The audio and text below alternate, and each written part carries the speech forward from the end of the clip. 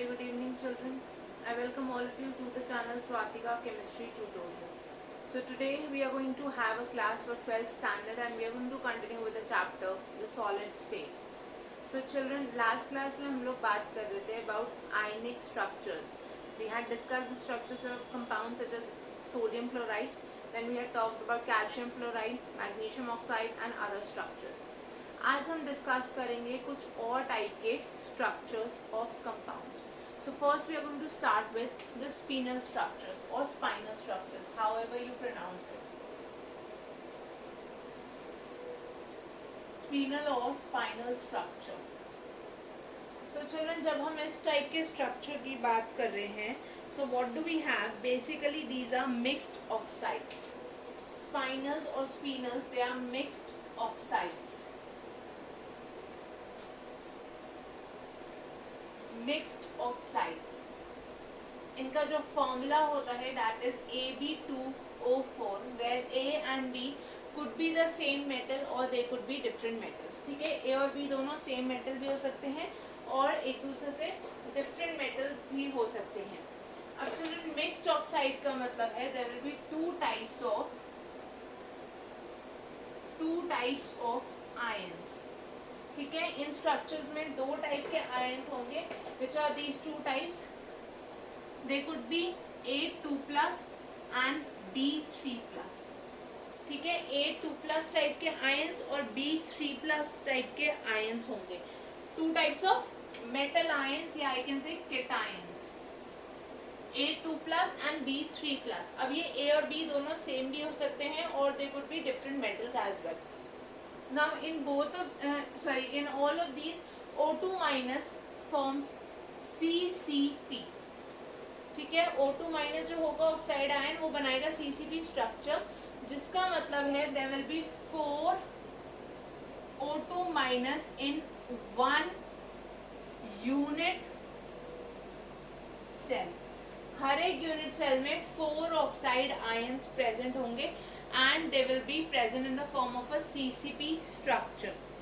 अब चिल्ड्रन, ये जो स्पाइनल्स होते हैं, ये स्पिनल्स होते हैं, ये दो टाइप के होते हैं. Normal and inverse. ठीक है, नॉर्मल एंड इनवर्स दोनों ही टाइप्स में जो ऑक्साइड आयन है वो CCP स्ट्रक्चर बनाता है. But these metal ions, their arrangement is different in the two types of spinels. So let us discuss what are normal and inverse spinels.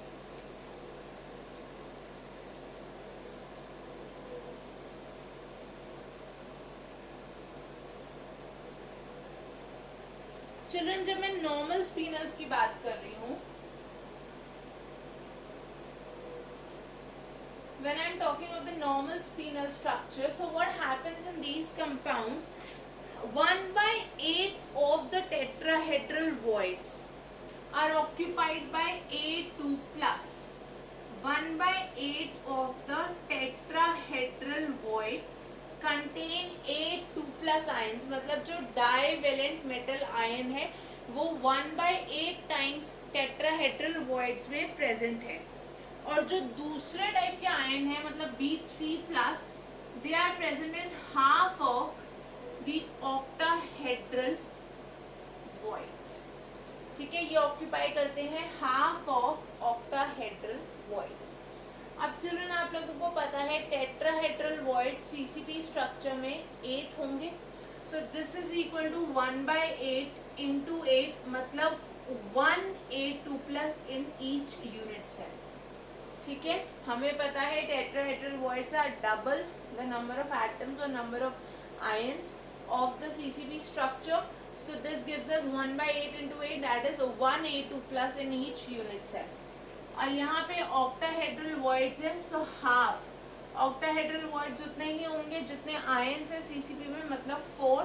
So this is 2B3+. ठीक है, तो formula हमें पता चल गया AB2O4, जो अभी हमने ऑलरेडी डिस्कस किया था. This is for the normal spinels. Now let us see what is the case for inverse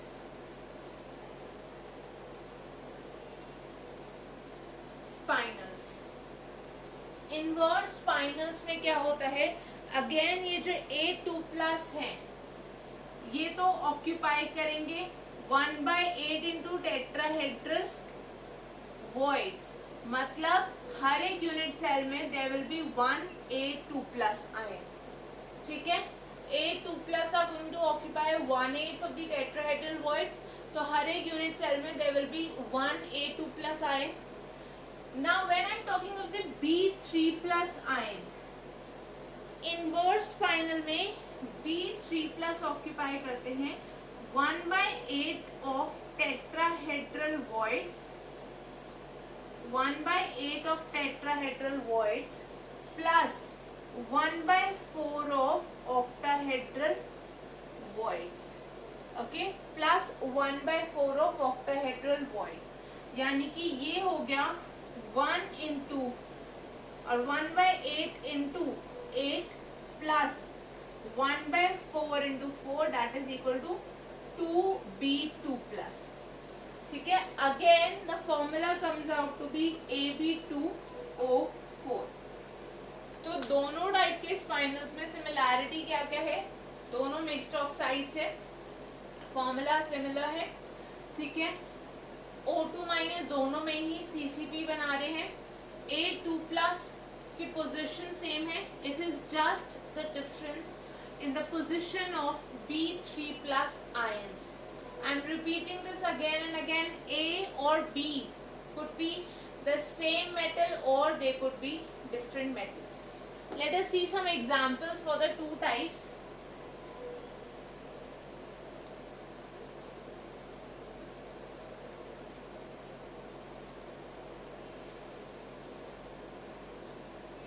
When I am talking of normal spinels, the examples are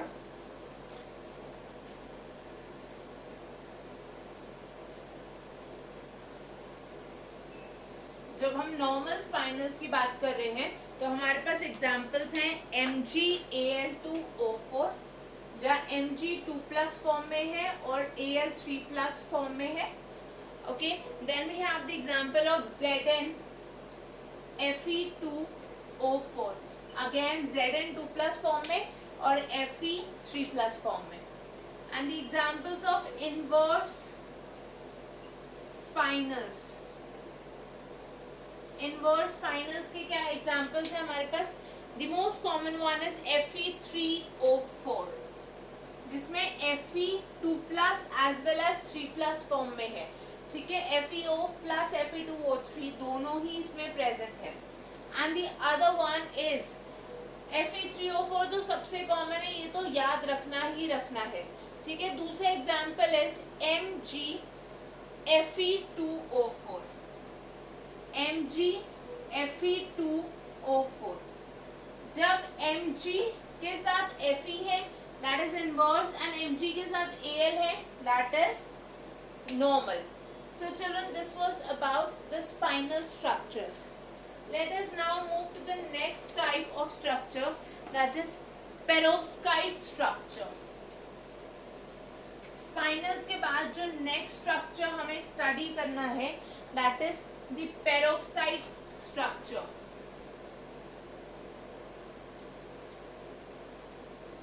Perovskite structure.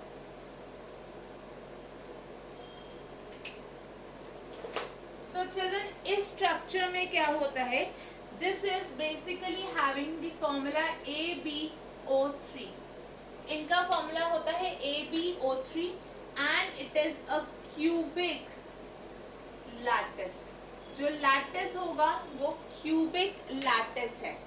Now the ions such as Mg2+, Barium2+, calcium 2+, इस type के जो ions होंगे ये occupy करते हैं corners of the unit cell.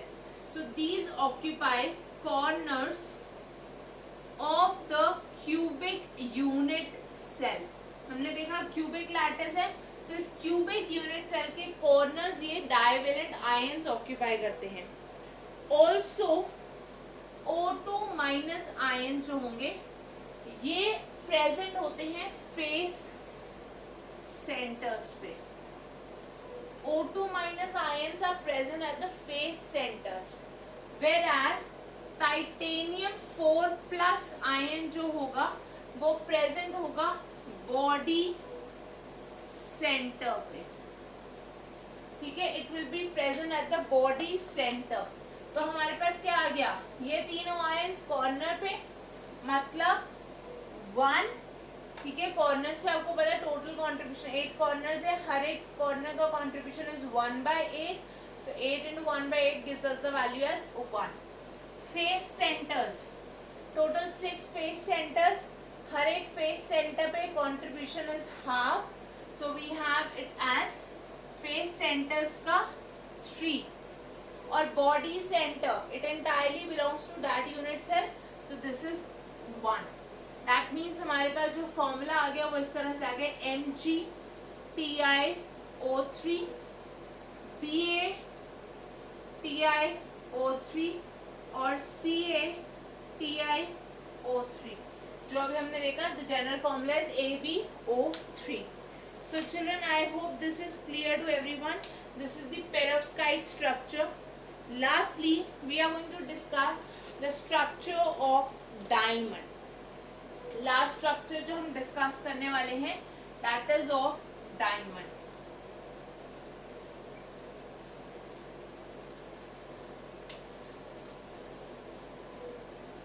Children, हम लोगों ने जिंक सल्फाइड का स्ट्रक्चर डिस्कस किया था. We had talked about the structure of zinc sulphide. So this diamond structure is actually similar to structure of ZnS. ठीक है, ZnS के structure से सिमिलर है. अब यहाँ पे क्या होता है, कार्बन FCC भी फॉर्म कर रहा है and carbon is also present in the alternate tetrahedral voids. ठीक है, carbon is forming FCC structure as well as it is present in alternate tetrahedral voids. तो FCC का मतलब है 4 carbon atoms per unit cell और alternate tetrahedral voids again 4. That means Z की जो value है that is 8 और we can say 8 carbon atoms per unit cell. ठीक है, 8 कार्बन एटम्स हो जाएंगे per unit cell in the structure of diamond. So children, I hope this is clear to everyone. This was about the structure of diamond and we have also discussed the structures of various other substances. Next, let us move to the next topic that is imperfections or defects in crystals.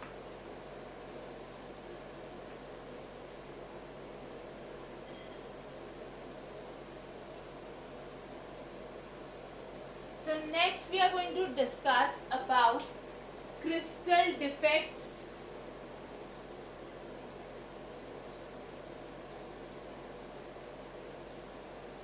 also known as imperfections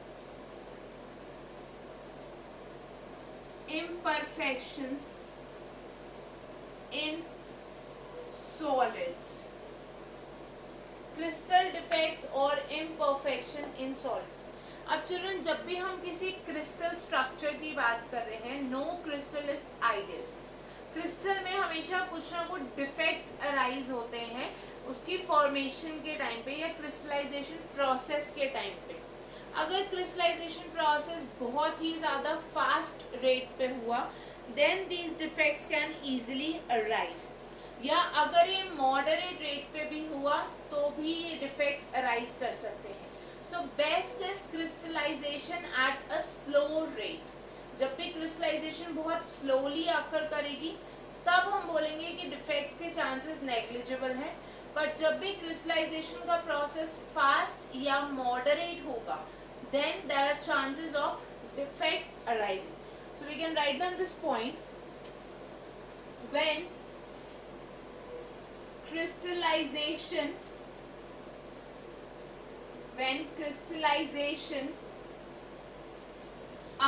occurs at fast or when crystallization occurs at fast or moderate rate. When crystallization occurs at fast or moderate rate, there are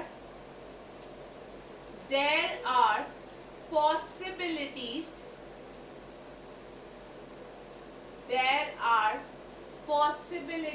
of defects. There are possibilities of defects in the crystal structure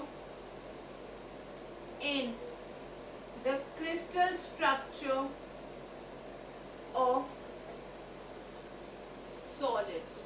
तो जब भी fast या moderate rate पे crystallisation होगी, so there are chances that there will be defect formation. अब ये defects क्या कर सकते हैं? Mechanical, chemical, physical as well as electronic. ये हर एक टाइप की प्रॉपर्टी को अफेक्ट कर सकते हैं इन एनी गिवन सॉलिड. उसकी मैकेनिकल प्रॉपर्टीज, उसकी केमिकल प्रॉपर्टीज, उसकी फिजिकल प्रॉपर्टीज, उसकी इलेक्ट्रॉनिक प्रॉपर्टीज, ये हर एक तरह की प्रॉपर्टीज को, सॉलिड की प्रॉपर्टीज को अफेक्ट कर सकते हैं. Okay children, I hope this much is clear to everyone. Now let us see what all are the various types of defects that could arise in solid crystals.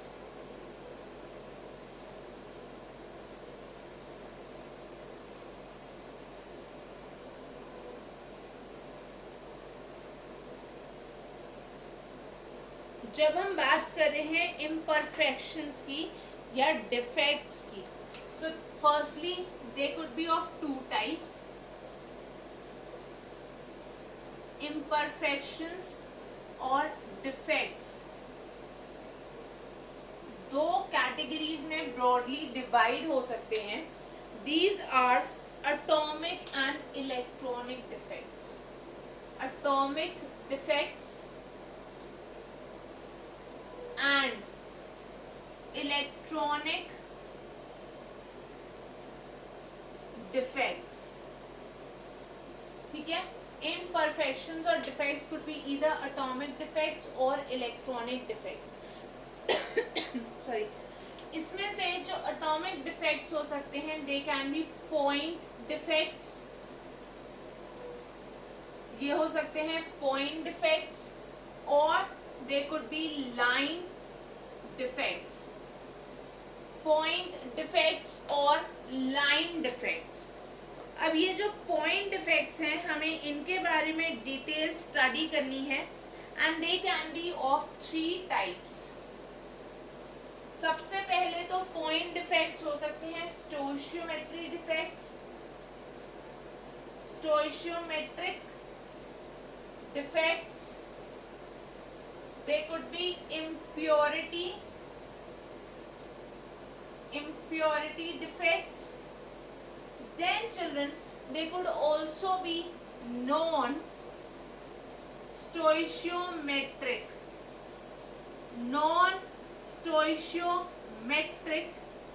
defects. तो ये stoichiometric defects हो सकते हैं, ये impurity defects हो सकते हैं, और they could be non-stoichiometric defects. अगर मैं फर्दर डिवीजन की बात करूं, स्टोशियोमेट्रिक में हमारे पास होते हैं शॉर्टकी और फ्रेंकल डिफेक्ट. ठीक है, और नॉन स्टोशियोमेट्रिक में हमारे पास होते हैं metal access and metal deficiency defects. So in the first case, that is stoichiometric, हमारे पास होते हैं शॉर्टकी एंड फ्रेंकल डिफेक्ट. और चिल्ड्रन, नॉन स्टोशियोमेट्रिक में हमारे पास होते हैं metal access and metal deficiency defect.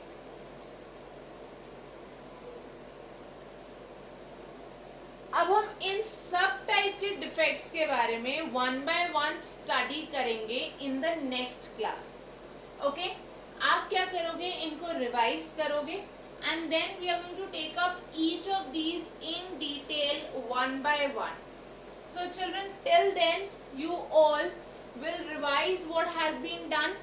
आपके जो भी डाउट्स हैं आप उनको कमेंट सेक्शन में या इस ईमेल आईडी पे पोस्ट करोगे, स्वातिका ट्यूटोरियल्स